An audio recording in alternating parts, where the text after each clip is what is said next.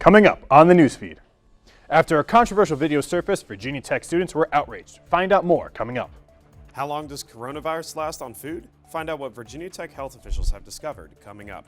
A Virginia Tech student has designed an award-winning tool for protesters. Find out what that is next. The newsfeed starts now.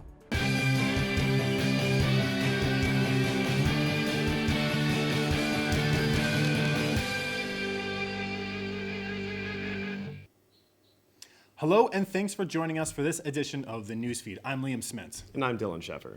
At the top of our newscast today, the 2020 presidential election remains undecided. As of 12 p.m. on November 5th, President Donald Trump has 214 electoral college votes compared to former Vice President Joe Biden's 264. 270 votes are needed to win the election. The Electoral College votes on December 14th. Renata and Devin will be back at the end of this newscast with an update. Now on to other news. A recent video has sparked controversy regarding Virginia Tech parking services. Newsfeed reporter Grant Atkinson has the story. Parking violations have long been a point of frustration for Virginia Tech students. A recent video posted online has raised even more questions among the student body about the manner in which parking violations are assessed. An Instagram account entitled Barstool v Tech posted a video last week apparently showing a parking official hiding behind a tree on campus while writing tickets. Virginia Tech senior Dave Whitfield originally shot the video, and he told the newsfeed about what he saw. He saw me, and he just kept on walking around and never went back in the tree. So I thought to myself, if I move somewhere else, will he go back in the tree? And and I literally moved somewhere else, and he went back in the tree. And then that's how I just recorded him. Many students who have seen the video feel it is a questionable decision at best for a parking services member to hide out while writing a ticket. People, if they're going to get punished, at least the person punishing them should be out and about, so that if they do see the guy, they can move the car or something like that. On the other hand, parking services stressed that they were not out to get students. In fact, Senior Director Jerry Baker told the newsfeed that the employee in question was not writing citations, but rather keeping students moving out of ADA accessible spots. It looked like he was hiding in the trees issuing citations. He didn't issue any citations that day, so he certainly wasn't hiding in the tree to issue citations. That being said, the video looks horrible. I totally understand that. But hopefully people will understand what he was doing and why we're over there. Reporting for the newsfeed, I'm Grant Atkinson. Engineering students with a senior design capstone have to learn to adjust to COVID restrictions. Most colleges have a senior design capstone for engineering students. At Virginia Tech, the program is a 2-semester course where students work in groups to solve real-world problems with all skills they have obtained over the years. Every group has a sponsorship from a partnering company which provides them the ability to consult with graduates, network with companies, and build professional relationships. Many of these companies require students to meet in person and visit work sites. This requirement looks a lot different in the time of COVID-19. Personally, I like doing things in person just because it's easier to keep people accountable if they're not there. It's easier to make sure everybody's doing their part. It's easier to get work done in general, in my opinion. But with that being said, I am pretty busy. So being able to just jump on my computer from working on one assignment to a team meeting is really, really easy. Instead of having to go convene in a specific location, I could just stay in my room and hop on the call. Despite not being fully in person, the student design teams are still making progress and are still on track compared to previous design teams who did not have COVID restrictions. There has been countless studies on the survival of COVID-19 on surfaces such as cardboard and tables, but Virginia Tech researchers aim to study COVID-19 survival on food surfaces. Before a meal is laid out on a table and consumed, the contents of the meal goes through a long food supply chain process, which at any time can come in contact with SARS-CoV-2. A team of Virginia Tech researchers aim to tackle the question of how long SARS-CoV-2 survives on surfaces throughout the food supply chain. Samples of the live virus will be applied on various foods, packaging materials, and handling surfaces and tested under different environmental conditions, such as low or high humidity, or at room temperature, refrigeration, or the freezing cold. Because food is part of the essential infrastructure of our country, because everyone needs food, there's a concern that if someone is sick in, say, a chicken processing plant or a meat processing plant, that they can, and they have to go to work regardless because they're part of the critical infrastructure, that they could contaminate food, and then that food could be, that contamination be carried into the grocery store or even into the home. The Department of Agriculture has granted the team a $1 million grant to support their 2-year-long research. The team hopes to use the final report to educate various actors throughout the food supply chain about risks and steps to take to lessen the spread of COVID-19.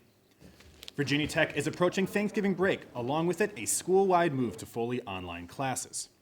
But not all students are leaving the area. The university is actively working on creating a plan for the 400 or so on campus and the much larger number of off-campus students staying in town for the remainder of the semester.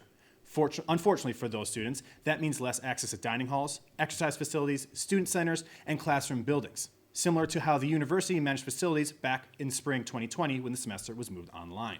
It's going to look different. The university is going to remain open because we will have students who will still need to use some facilities. So what we're going to have to do is While still feeling out demand, the school officials plan to sanitize and lock down as many buildings as they can, but aim to find that balance and still provide adequate living and learning facilities for those staying in Blacksburg. The university will notify students and staff once these decisions are finalized. The Christiansburg Fire Department has recently gotten a new fire truck, and for a very heartfelt reason. Here's reporter Cameron Wills with the story. The Christiansburg Fire Department has recently gotten a new fire truck dedicated to 4 former members that passed away between 2018 and 2019, Jimmy Epperly, Lee Cochran, Brian Horn, and Roy Red. The dedicated mural is a depiction of the Cookie Monster with traits of each former member as well as Red's nickname on the front of the truck. And while we were sitting there in Appleton, Wisconsin, at the Pierce plant, we knew that there was something that needed to be done for those 4 guys. So we sat down and we started talking to the graphics department, and Cookie Monster was born within 24 hours. The dedication ceremony of the new fire truck occurred on October 22nd, with the new machine being dedicated to the memories of the former firefighters. It's as if they're still here in spirit helping the department. We're also given the opportunity to learn more about how the fire truck was made and how it will help the department in the future.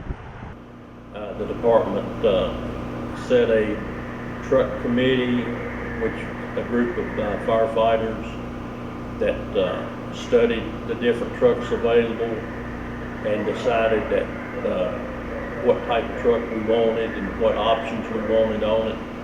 The truck is outfitted with a 100-foot mid-mounted ladder, all of the necessary equipment, and has a higher maneuverability compared to their other trucks. In Turner's words, this truck makes it difficult for them to fail. I'm Cameron Wills, reporting for the newsfeed. A new building goes up quickly on Virginia Tech's campus. Students in the architecture and design programs have had to deal with major adjustments due to COVID-19. They've had to spread out student workspaces in order to guarantee desk space for any students who want to work inside the building, and have added shields between the individual workspaces.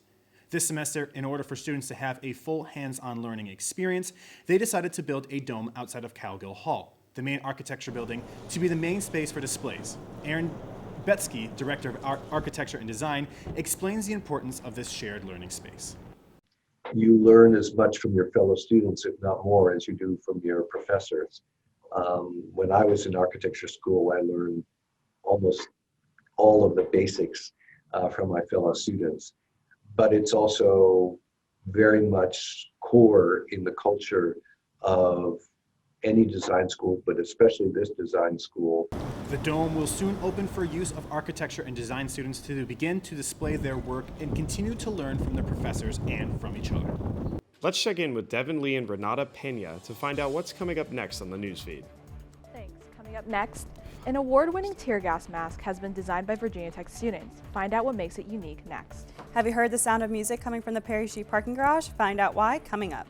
Planning on living off campus next spring? Find out what changes Virginia Tech is making to meal plans.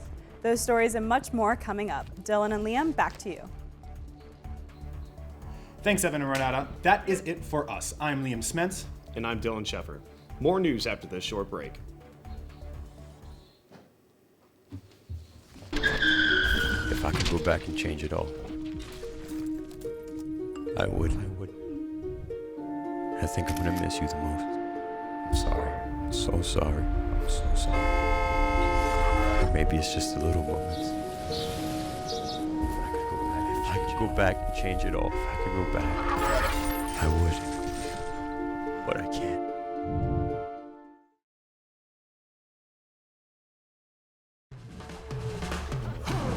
When you adopt a shelter pet, you discover their unique mix of all kinds of traits. Where'd Wiley go? Where's Wiley? Ah, there she is. Paw? Do you remember being an ancient wolf? Do you ever feel the call of the wild? You're a renegade cop, and I'm a con woman with nothing to prove. But together, we could really solve this murder. They're a little bit of a lot of things, but all of them are pure love.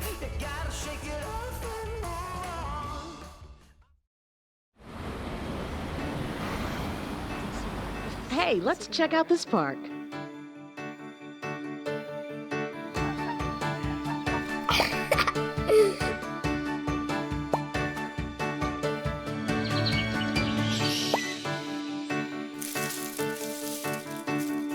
Oh, wow, that's really cool.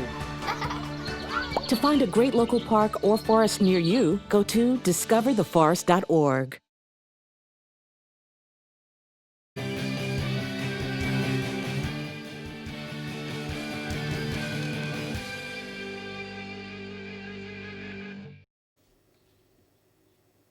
Welcome back to the newsfeed. I'm Devin Lee. And I'm Renata Pena.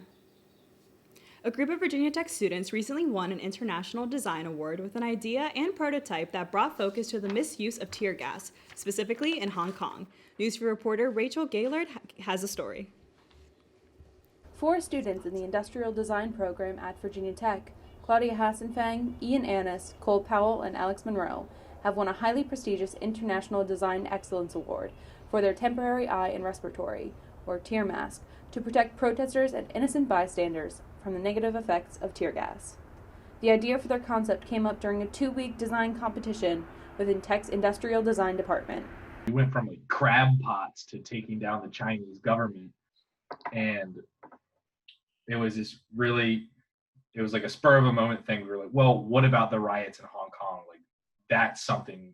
Their final submission was a simple face mask protector, and after the competition, the 4 students were approached by 2 professors who encouraged them to submit their design to the IDEA Awards.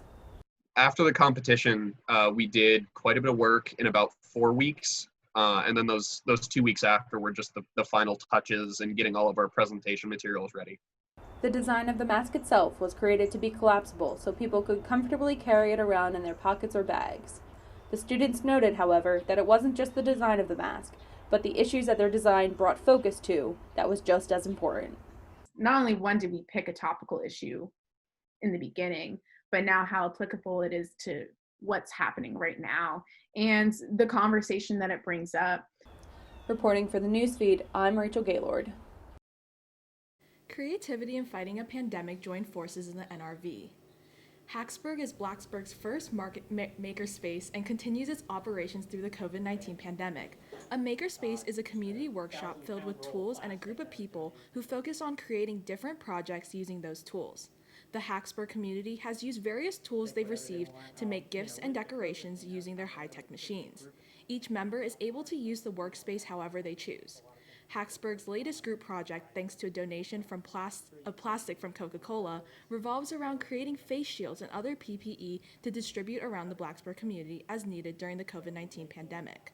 The PPE we've produced is donated to hospitals. We've also donated to Warm Earth Village, the retirement home, as well as the Virginia Rural Health Administration, who's in the same building here as us. Anyone interested in joining Hacksburg can attend their weekly team meeting online every Tuesday. It is free and open to the public. Thrifting can be a fun, inexpensive activity among college students, but its impact may have lasting consequences on the environment. Buying items secondhand is more sustainable compared to the alternative of shopping at chain retail stores. The fashion industry generates roughly 92 million tons of waste, making up to 4% of the world's overall waste. Thrifting serves as a way to combat fast fashion waste. With that, there has been an increase in upcycling secondhand items within the younger generations. Virginia Tech graduate student in the Natural Resources Master's Program, Julia Sexton, discusses why thrift shopping is resourceful to the environment. Thrifting kind of negates all of the externalities that fast fashion produces. So buying clothes brand new, especially from large companies that have way too much inventory, creates a lot of waste. But if you're thrifting or buying secondhand, then you're kind of buying that waste that is normally created. Blacksburg's hotspots for thrifting include Goodwill, the YMCA, and the VT Thrift.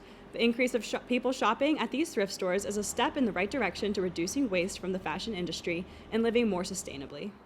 Chamber Singing Choir takes a new approach to rehearsals. Newsfeed reporter Kelly O'Regan has the story. A choir at Virginia Tech known as the Chamber Singing Choir might be considered a driving choir. To combat COVID-19, the choir started rehearsing on the 4th floor of the Perry Street parking garage. The students use the parking lines to maintain social distancing and sing with their masks on. It's definitely different than other rehearsals we've had in previous years. Dr. Bigler, Associate Professor of Music and Director of Choral Activities, said, provided us a safe place to sing, and the benefit is that there's a little bit of acoustics because of the cement ceilings and the cement walls. If a choir sings outside, our sound just disappears. It goes out into the wide world. Students record individually after rehearsal. The recordings are uploaded into an editing software where all their voices are stacked on top of each other to sound like a full choir. Many students realize how much more they can improve when singing by themselves and get more practice in the long run. With outside noise being a factor, sometimes the students have a hard time hearing each other and focusing on their music. Not only does the choir rehearse at the Perry Street parking garage, but also the Burris Tunnel and even on Zoom. Ever heard of a mute choir? Well, the Chamber Singing Choir rehearses on Zoom mute. Dr. Bigler explains that no one on the Zoom call can hear each other, but he can tell when someone is singing flat or too high based on his expertise. To end the semester on a high note, there will be a live stream concert on December 5th where a few choir videos will be showcased with other music ensembles. I'm Kelly O'Regan reporting. Restaurants are being rewarded relief due to COVID-19.